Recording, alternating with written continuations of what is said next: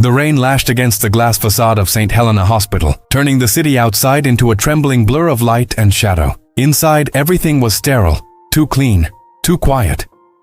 Only the hum of monitors and the echo of distant footsteps reminded the night that life still clung to its corners. Clara Mendez adjusted the collar of her pale blue uniform and exhaled, her breath fogging slightly in the cold corridor. She had been on shift for 14 hours straight, caring, cleaning, comforting, a ghost among the sleepless. But tonight felt different. Something heavy pulsed beneath the fluorescent lights, like a secret waiting to surface. Room 7. It was supposed to be empty, scheduled for renovation, lights off, door sealed. Yet as Clara passed, she heard it. A faint tapping from inside. 3 knocks. A pause. Then 2 more. She froze. No patient was assigned there. No one should have been in that room. Her fingers brushed the handle. Cold metal. She hesitated, and then the whisper came. "Please, tell the surgeon, his mother has been poisoned." Clara's blood turned to ice. The voice was faint, trembling, older, a woman's voice. She pushed the door open. The room was dim, lit only by the flicker of a dying fluorescent bulb. On the bed lay a woman in her 60s, elegant even in weakness, her skin pale and damp with sweat. An oxygen line hung loosely beside her, unused, and on the tray table. A folded note. A single sentence written in unsteady handwriting. "Tell Dr. Adrian Vale, they poisoned me." Clara's throat tightened. Dr. Vale was the hospital's chief surgeon, brilliant, feared, and as cold as the marble floors he walked on. Why would someone target his mother? And why here, in a locked room? "Ma'am?" she whispered, checking the woman's pulse, faint, irregular. The pupils were constricted, her breathing shallow. Clara's nursing instincts flared. The signs were unmistakable. Toxic reaction, possibly heavy metal-based. She scanned the monitors, then the IV bag. A faint crystalline residue clung to the tubing. Thallium. It had to be. Panic wanted to rise, but she crushed it down. There was no time for fear. She reached for the woman's trembling hand. "I'm here, ma'am. Stay with me, please." The woman's lips parted, barely a breath. "Adrian, tell him not to trust." Her eyes rolled back. Clara pressed the emergency button. No response. The intercom crackled. Silent. Someone had cut the line. Her heart pounded as she grabbed her phone. Her reflection on the black screen looked foreign, terrified but determined. She scrolled through the directory until she found it. Dr. Adrian Vale. On-call surgeon. 1 ring. 2. A deep, controlled voice answered. "Vale." Clara took a breath that felt like jumping off a cliff. "Dr. Vale, this is Clara Mendez, night caregiver. I found your mother in room 7. She's been poisoned. If she doesn't receive the antidote soon, she'll die." Silence. Then, a sharp inhale, barely audible. "Who are you?" he demanded. "And how did you get access to that room?" "I didn't," she replied. "The door was unlocked. Someone left a note with your name." "What kind of poison?" "Thallium, I think. I saw the residue in the IV line." He cursed under his breath, something between fear and fury. "I'm on my way. Don't touch the line again. Keep her stable." The call ended. Clara looked back at the unconscious woman. The storm outside roared louder, shaking the windows. Every instinct told her she had just stepped into something far bigger than medicine, something dark, deliberate, and deadly. She whispered to herself, "Hold on, Mrs. Vale, he's coming." And somewhere in the distance, the sound of sirens began to echo through the rain. The elevators groaned as they descended from the top floor, each second stretching like a lifetime. Clara stood by the patient's bed, one hand over the woman's pulse, the other trembling against the cold rail. She could hear the storm outside clawing at the hospital windows, and underneath it, the faint echo of approaching footsteps. When the door burst open, the air shifted, sharp, electric, charged with authority. Dr. Adrian Vale entered like a storm made flesh. Dark coat still dripping from the rain, surgical badge clipped crookedly to his chest. His eyes, gray, steady, merciless, swept over the room, absorbing everything in a heartbeat. "Step back," he said, voice calm but edged in steel. Clara obeyed without argument. He checked his mother's vitals, adjusted the monitors, then looked up at her with surgical precision. "You said thallium." "Yes, the symptoms match. Neuropathy, shallow respiration, metallic taste before she..." "Enough." He opened a black case he'd brought with him. Inside, rows of vials gleamed beneath the fluorescent light. The smell of antiseptic filled the air as he prepared an injection with frightening efficiency. "Demercaprol," he murmured. "It'll bind to the metal ions." He knelt beside the bed. For a moment, all the hardness left his face. His hand trembled slightly as he brushed a strand of silver hair from his mother's forehead.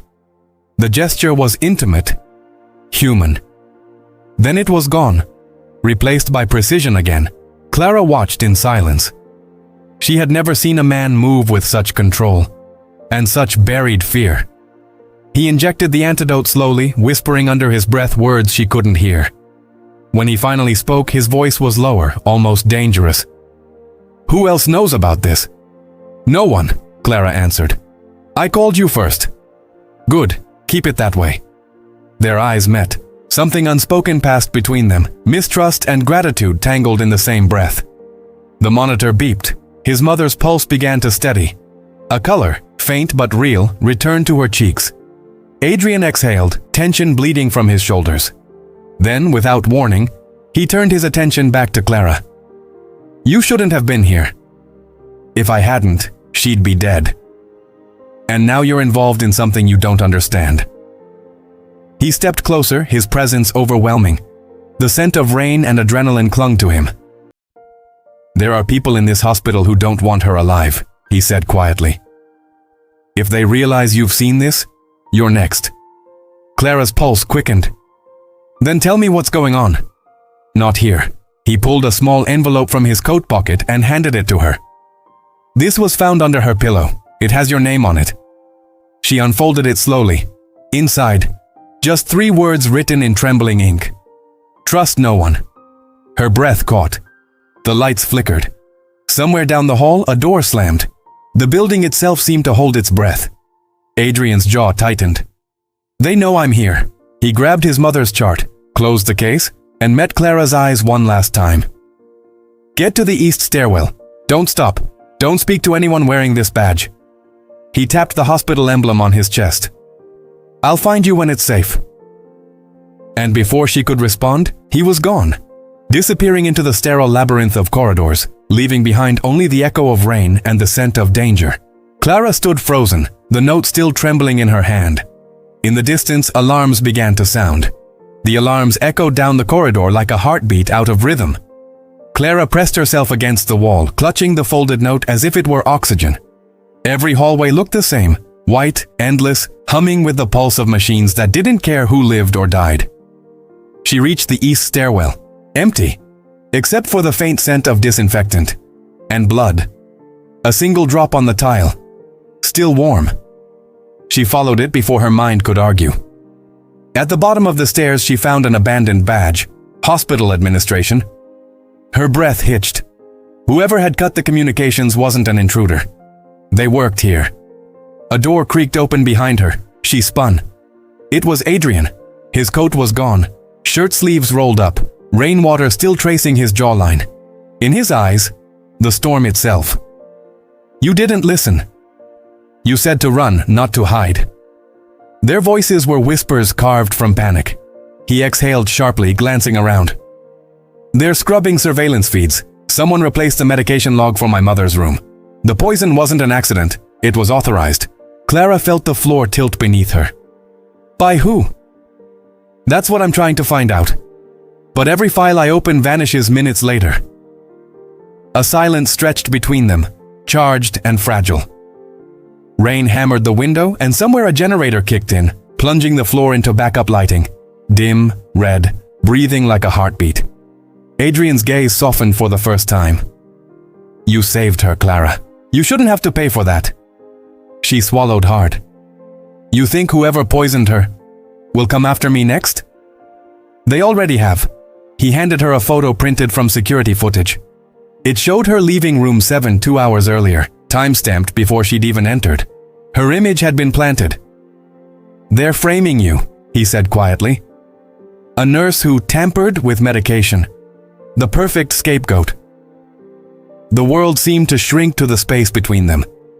Clara's voice trembled. "Then why are you helping me?" He hesitated, the kind of pause that carries a lifetime. "Because when I heard your voice on the phone, for the first time in years, I felt something I couldn't diagnose." Her pulse stuttered. Their eyes met, two currents colliding in the dark. For a fleeting second, the storm outside seemed to fall away. Then footsteps, heavy, close. Adrian grabbed her hand. "Downstairs, there's a maintenance tunnel, move!" They ran, through flickering light, past rooms filled with sleeping patients unaware that their hospital had become a crime scene. Security radios crackled behind them. "Target located, female staff member, blue uniform." Clara's chest burned as they reached the basement door. He shoved it open, the smell of damp concrete flooding in. "Where does this lead?" she gasped. "To the old East Wing. It's been closed for years." "Why?" "Because that's where the hospital buries its mistakes." He pulled the flashlight from his pocket. The beam sliced through the dark, revealing medical crates stamped Biohazard Archive. On the nearest box, someone had scrawled in marker, "Project Veil, terminated." Clara froze. "Project Veil?" "My mother's research," Adrian said, voice breaking. "They shut it down when patients started dying." The light flickered. Somewhere in the blackness, a door slammed shut, locking them in. The tunnel ace air was thick with the scent of rust and bleach, like secrets that had been scrubbed but never cleansed. Clara's flashlight flickered, catching on dust-covered charts and sealed metal lockers stamped evidence. Adrian moved ahead, every motion taut with contained fury. "My mother worked down here," he said quietly. She was testing an experimental detox protocol, one that could expose every corrupted contract the board signed with the pharmaceutical division. "And they silenced her," Clara finished, her voice trembling. "They tried." He pried open a locker. Files spilled out. Medical charts, autopsy reports, forged signatures. Each page a confession disguised as paperwork.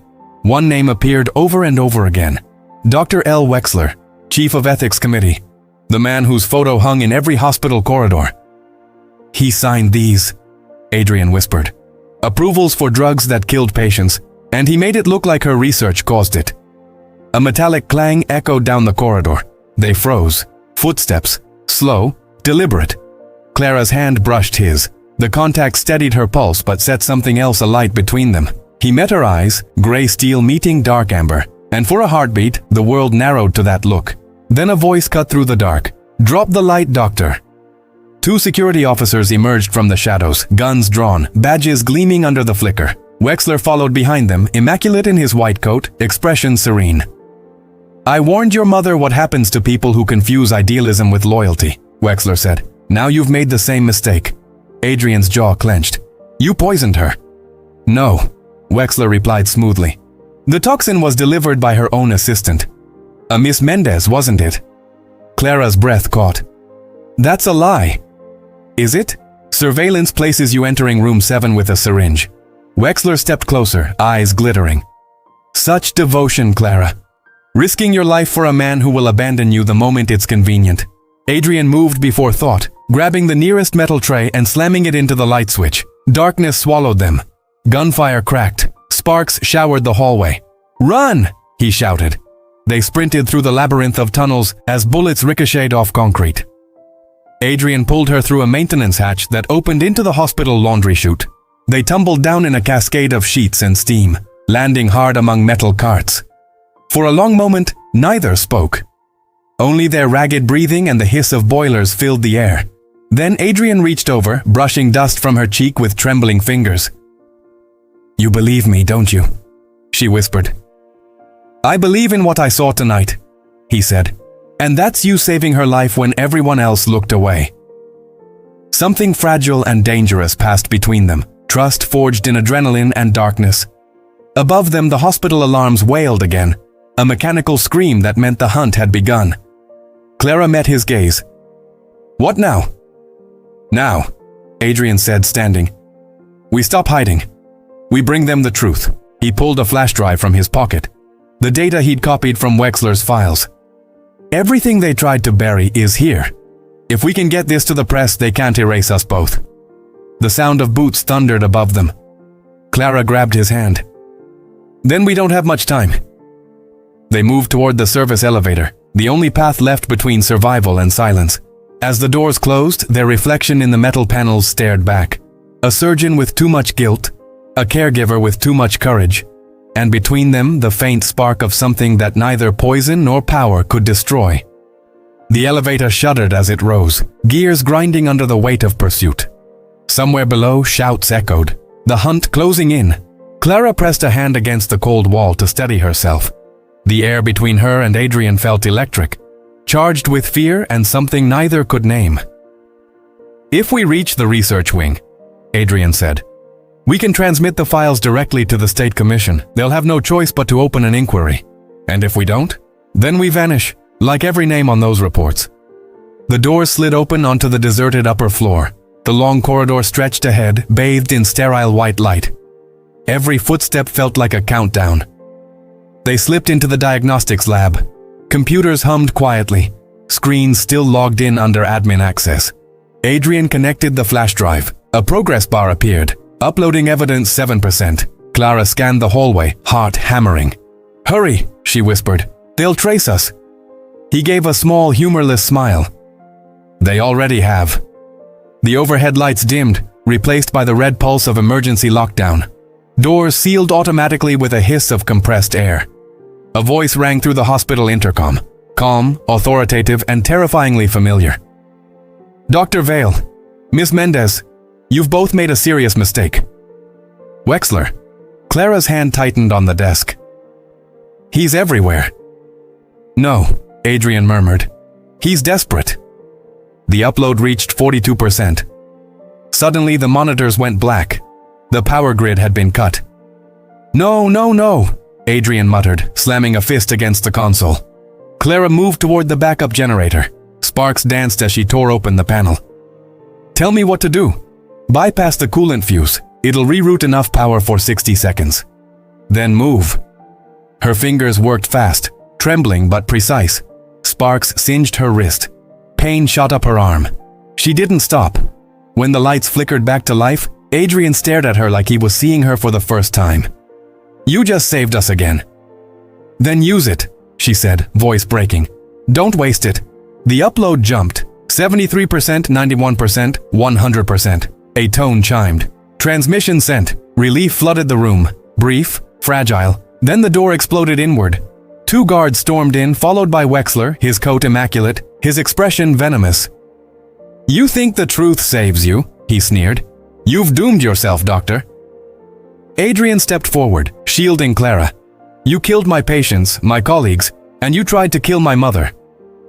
"Your mother was collateral," Wexler said. "Idealists always are." He raised his gun. Before he could fire, a siren blared through the hospital. Real sirens, not internal. Police. Wexler's composure cracked for the first time. "What did you do?" "I didn't do anything," Adrian said. "You did. The moment you let her die on your operating table." Officers burst in. Wexler was dragged backward, shouting threats that dissolved into static. The guards surrendered without a fight. And then, silence. For the first time all night, Clara let herself breathe. Her knees gave out. Adrian caught her before she hit the floor. They stayed like that, 2 exhausted silhouettes in the sterile glow. "You should go," she whispered. "They'll blame you next." "Let them try." He looked down at her, eyes softer than they'd ever been. "You walked into a nightmare and still chose to save a stranger." "You weren't a stranger," she said quietly. "Not after the call." He brushed a strand of hair from her face, his hand lingering. "You were never supposed to be part of this." "Maybe I was," she said. "Maybe saving her was saving you too." Outside, dawn was breaking over the city. The storm had passed, leaving the windows streaked with light. Adrian turned toward it, voice low. "My mother's alive. The truth is out. And I owe it all to you." Clara smiled faintly, exhaustion softening her features. "Then make it mean something." "I will." He hesitated, then reached for her hand, not as a surgeon or a savior, but as a man finally ready to feel again. The monitors beeped steadily behind them. The sound of life continuing, of something broken beginning to heal. 3 months later, the corridors of St. Helena Hospital no longer echoed with alarms. They breathed again, quiet, clean, and alive. A new plaque hung at the entrance. The Vale Center for Toxicology and Medical Ethics, founded in memory of Elena Vale. Clara stood beneath it, her reflection blurred in the polished brass. The sunlight spilling through the tall windows felt strange after so many nights of fluorescent ghosts. She wore no uniform now, only a white coat embroidered with her name, Clara Mendez, Research Director. Behind her, footsteps she'd learned to recognize before they even touched the floor. Adrian Vale approached, a file tucked under his arm, and the faintest trace of a smile on his lips. "You beat the morning shift again," he said. "Old habits," she replied. "I used to arrive before dawn because no one noticed the janitors. Now they notice you," he said softly. "The board won't approve anything without your signature." She laughed, a sound that didn't carry pain anymore. "Strange how quickly things change." "Not quickly," he corrected. "Just finally." They walked through the new wing together, bright labs, open windows, transparent records. Every room built from the rubble of lies they'd unearthed. "The governor's office confirmed the investigation," Adrian said. "Wexler's appeal was denied. He won't see daylight again." Clara stopped beside the observation glass overlooking the city. "Justice," she murmured. "It never feels as loud as revenge, does it?" "No," he said. "But it lasts longer." For a moment, silence settled between them, gentle, not heavy, the kind that follows survival. He turned to her. "My mother wants to see you before the press conference." "She still calls me her angel, doesn't she?" "She does," Adrian said, smiling. "And she also said if I don't ask you to stay, she'll fire me." Clara blinked, caught between laughter and the ache behind it. "Stay? Here, with us, with me." The sun rose higher, painting his face in soft gold. For the first time, he looked nothing like the man she'd met that night, no longer carved from precision and grief, but from hope. "I don't want to run hospitals anymore," he confessed. "I want to heal them, the way you healed me." Her answer was a whisper, but it carried through the whole corridor. "Then let's begin." He reached for her hand. No surgical gloves, no barriers, just skin and faith. Outside, reporters gathered as the foundation prepared to launch. The world would learn about the poison, the cover-up, the truth that had nearly destroyed them both. But inside these walls, another story was starting. Quieter, truer, written in the language of forgiveness. As they stepped onto the terrace, the breeze carried the scent of sea salt and new rain. Clara looked up at the sky, clear blue, endless. "Do you ever think about that night?" she asked. "Every day," Adrian replied. "But not because of the fear, because of you." She smiled. "Funny how poison led us here." "No," he said, tightening his grip on her hand. "It was the antidote." Below them, the city moved on. Sirens became music. Shadows became light. And in room 7, the room where everything had begun, someone had left a small plaque on the door. Where a heart was saved, and 2 souls found each other. The screen would fade to white, the music soft, hopeful, a story of fear, redemption, and the quiet miracle of choosing to stay.